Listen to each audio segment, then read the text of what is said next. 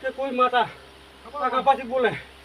કઈ કરે એટલે મારી મમ્માને યાદ કર દઉં મમ્માને તો